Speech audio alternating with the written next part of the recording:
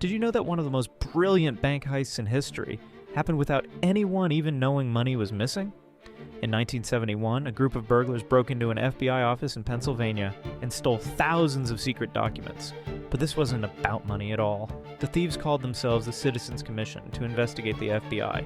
They spent months watching the building, learning guard schedules, and planning every detail.